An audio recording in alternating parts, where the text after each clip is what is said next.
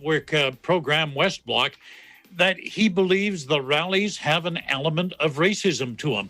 Then she says, looking at the people who are involved, the organizers, they are noticing, and I'm going to use his words, and then she says they are people who are marching in thinly veiled supremacist anti-government protests.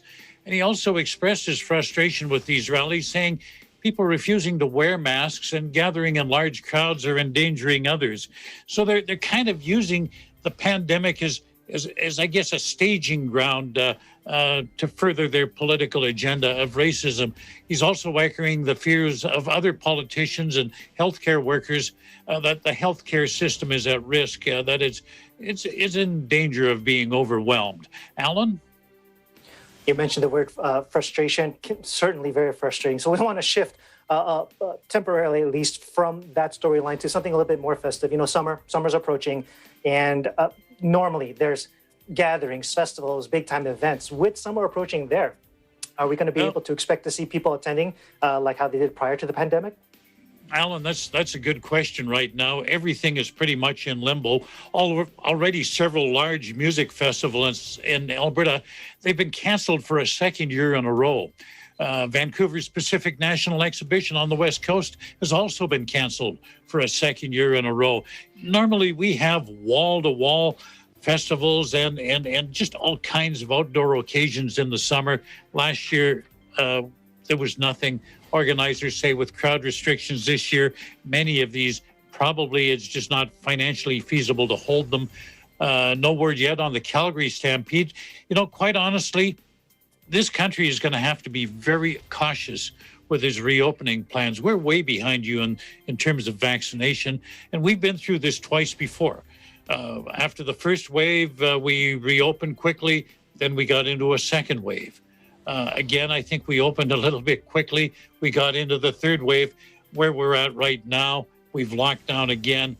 Hopefully, we don't do too much too soon, because they're already talking about a fourth wave if we repeat our mistakes. And I know down in Washington State, I've been reading down there that they're talking about a fourth wave in some parts of that state. And at all costs, we want to avoid that. My own personal opinion, in my neck of the woods, I think it's going to be late fall before we can see any semblance of returning to normal. And I really hope, I truly hope I am wrong. Alan? Interesting. I think I heard correctly. You said Calgary Stampede. So in this case, maybe a cautious stampede. You know, a little bit later, we're going to be... they still haven't said no, but they're going to leave that till the last minute. It's such a big event and such an integral part of Calgary. You can't imagine Calgary without a stampede. Before we move on, Thomas, you know, we are going to be talking about our dear moms, and we could devote an entire broadcast about stories about moms. But I think I just want to start off with, can you tell us your mom's name? What is Mama Lightness' name? My mother's name, she went by Dot, which was short for Dorothea, but everybody knew her as Dot. That was the nickname. Yeah, a million stories about her, and she was really one of a kind, and an inspiration, and part of the reason I'm in this business. We'll talk about that later, though.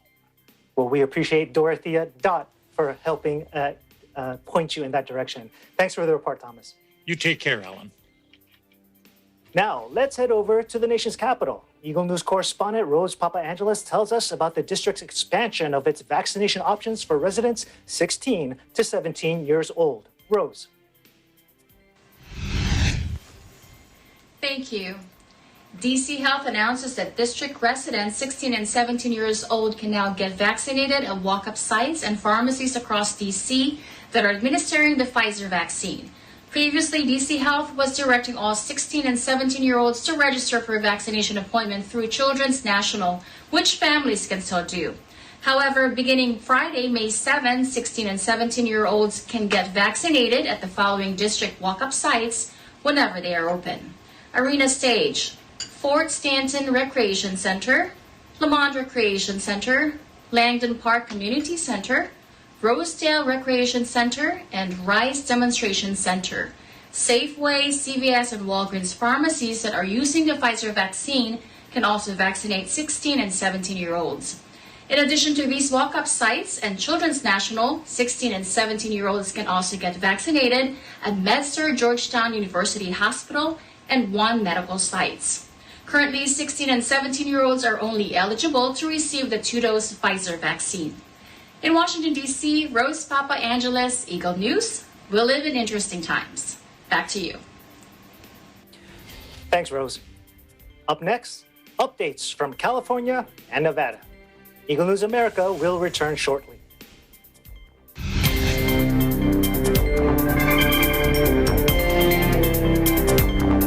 Start up your weekday mornings with edutainment, news and information kasama ang inyong paboritong Net25 shows. Samahan ang inyong paboritong morning barkada sa Pambansang Almusal at 5 a.m. Tatalakayin mga pangunahing balita sa pagtutulungan ng Radyo Agila at Net25. Samahan si Weng de la Fuente sa Balitalakayan, 7 a.m. sa Ganang Mamamayan at 8 a.m. NHK World at 9 a.m. Eagle News International at 10 a.m. At mga balitang dapat niyong malaman mula sa Agila, Pilipinas at 11 a.m. This is your morning startup every weekday mornings only here on Net25.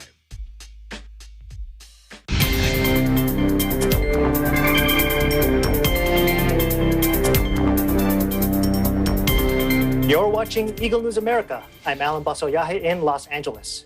LA County's COVID-19 hospitalizations are at a record low since the pandemic's peak. In Sylmar, Emerson Simon tells us what residents are urged to do. Thank you, Alan.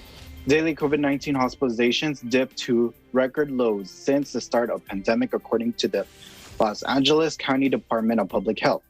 Over a 5-day span of daily hospitalizations, an average of 389 people are in the hospital diagnosed with coronavirus. The same study shows that the daily test positivity rate is only 0.6%, which is a relatively low percent for LA County. Despite the encouraging trend, Angelinos are still being reminded to remain vigilant. Barbara Ferrer, LA Public Health Director, urges people to get vaccinated, reminding residents that those who don't get inoculated by one of the COVID-19 vaccines are at greater risk of becoming infected. And with variant strains of the virus being discovered, Dr. Ferrer is asking those who've already been vaccinated to reach out to the people they know who haven't gotten vaccinated yet, to do so as soon as they can. Dr. Ferrer continues to stress that vaccines are the best protection from COVID-19. Currently, individuals 16 years old and older can receive a COVID-19 vaccine through one of several county-sponsored and community sites. Many of these locations don't ever require an appointment. Photo ID is required, and a parent or guardian should be accompanying minors. As speaking of young people, cases of multi-symptom inflammatory syndrome in children, or MISC, are still of concern in Los Angeles County. This rare illness associated with COVID-19 can manifest weeks after infection. At present, roughly 186 children with MISC have been hospitalized, and 2 child deaths have been reported due to MISC. 37% of these children were placed in the ICU, and almost 3% were younger than a year old. 25% were from 1 to 4 years old, 29% were from 5 to 9, 27% were from 10 to 14, and 16% were youth aged between 15 to 20 years. Parents are reminded to look out for the symptoms and seek appropriate medical attention early. More information on this health concern can be found at www.cdc.gov/MIS-C. In Sylmar, California, Emerson Simon, Eagle News, we live in interesting times. Back to you, Alan. Emerson, what's the outlook for today's COVID-19 statistics in LA County? Alan, 248 new cases and 5 new deaths have been reported today, with 400 people recorded in the hospital with coronavirus. Earlier, I reported that recent 5-day average of daily hospitalizations was only 0.6%. But with the latest data, we find that the 7-day average for daily hospitalizations has fallen to 0.5%. Yes, it is relatively small decline. Yes, it is a relatively small decline, but we'll certainly take what we can get. Back to you, Ellen. Now, let's head over to Las Vegas at lightning speed. Oh, no, not yet. Apologies, I just got a little too excited because a high-speed rail line from Las Vegas to Los Angeles will break ground this year. And to tell us how soon it will happen, Eagle News correspondent Lori Jarvina is with us tonight. Thank you, Alan, and greetings to all our viewers in America and abroad. As the population here in the United States continues to steadily receive vaccinations, more and more people are traveling again. For anyone who has made the road trip from Las Vegas to California, you know that's a pretty long drive through the desert. Right now, your options are to fly, drive yourself, or take a bus, which can be an even longer trip. So a much anticipated route between Southern Nevada to Southern California is back in discussions. According to an update on May 6th, the privately owned passenger railroad company, Brightline West, is planning a 170-mile high-speed rail line, which would connect Las Vegas to the Apple Valley community in San Bernardino County. From there, a commuter could connect to other transportation hubs to get to downtown LA, Palmdale, and the Cajon Pass. Set to travel at a maximum speed of 200 miles per hour, trains on Brightline West are expected to make the trip in half the time compared to driving. Trains would depart every 45 minutes, with each offering a capacity between 600 and 1,200 passengers. It goes without saying that it's no surprise that the original plans to begin construction by end of 2020 were derailed by the pandemic, among other obstacles. However, according to an announcement by Brightline West President Sarah Watterson, the company is preparing a revised financial plan that could see the project break ground in the second quarter of 2021. However, a definitive date has yet to be released. This news also arrives after President Joe Biden's proposed $2 trillion American Jobs Plan, which would provide $80 billion to Amtrak to cover its repairs, modernize existing rails, and create new connections between cities. Amtrak also unveiled plans for an expanded national rail system, which includes 2 new passenger lines connecting Los Angeles with Phoenix and Las Vegas. This is all great news for residents of Nevada, as more travel options make it easier to commute between our neighboring states. Like a good road trip, I'd be happy to skip the hours-long drive dealing with traffic and stress and instead relax on a high-speed train. In Las Vegas, Nevada, Lori Jarvina, Eagle News. We live in interesting times. Back to you, Alan. Lori, I'm right there with you. I'd love to just hop on a train and go to sleep as I'm traveling between Las Vegas and LA. But can you tell us, why do you think it's taken this long? You know, I was wondering the same thing, Alan. Why did it take this long? But now that I'm a resident of Las Vegas, I've met lots of locals who do often travel to California. And what I found is that this is not a new idea, but it's a matter of funding and other obstacles to overcome that you can imagine a major project like this would need. According to a TEFRA hearing in 2019, TEFRA stands for Tax and Equity and Fiscal Responsibility Act. The state of Nevada census is growing, and that means more money, more funds can support this project, among others. So I, like you, Alan, am definitely looking forward to seeing these plans become a reality in our near future. Alan? And what is the name of the undoubtedly lovely woman that is mother to Lori? My mother's name is Lydia. Her nickname is Lyd. Lyd, I like it. Okay.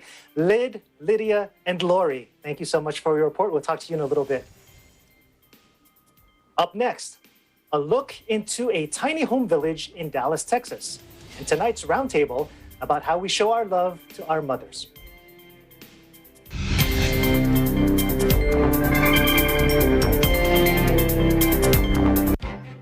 Events happen around us all the time.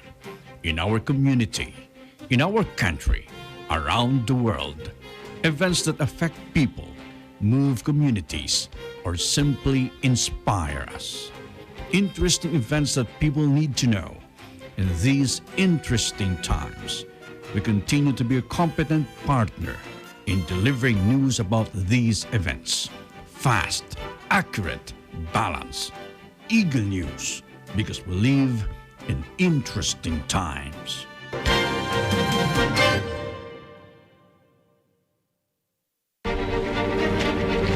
It's time to take one step further and face the impossible. Time to search the unknown and fight for the truth. Time to overcome boundaries and connect the world. It's time for DW News.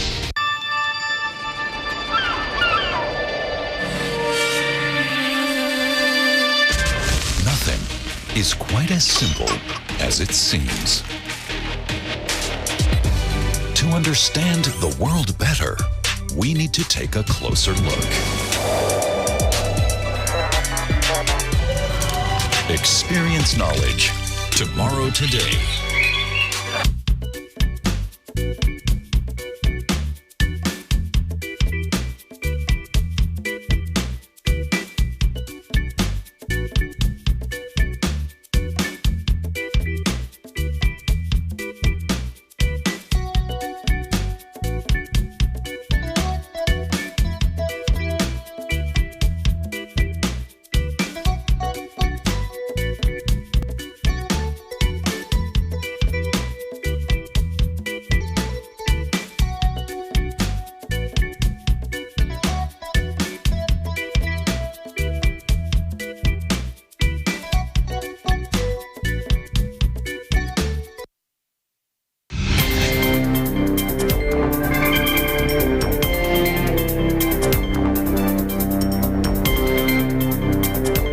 Welcome back. This is Eagle News America. I'm Alan Basoyahe in Los Angeles.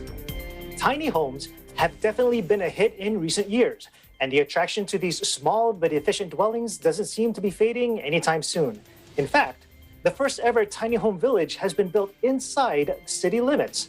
With more on the big news for tiny home lovers, Nenita Manawis reports from Texas.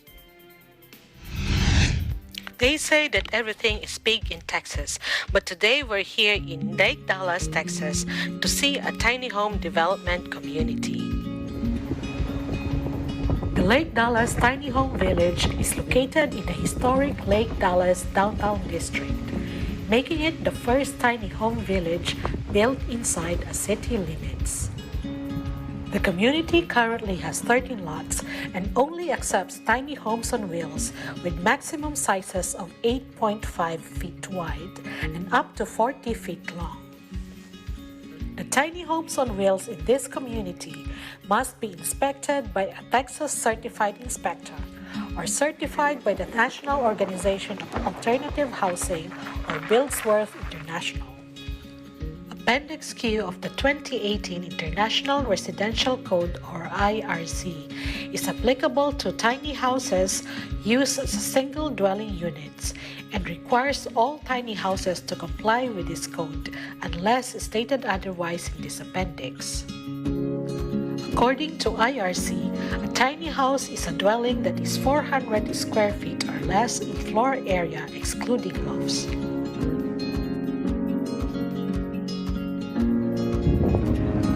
The tiny home village is nearby to parks and the city library.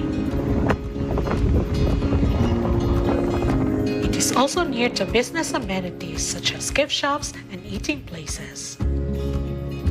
A firehouse and the municipal complex and police department are also close by. Living in a tiny home has its pros and cons, and the trade-offs vary. But as the American author and practical philosopher Henry David Thoreau has said, I have learned that even the smallest house can be a home. In Lake Dallas, Texas, I'm Nenita Manawis, Eagle News. We live in interesting times. We also want to thank you for watching this broadcast of Eagle News America. Thank you for joining us. I'm Alan Basuyahe. We live in interesting times.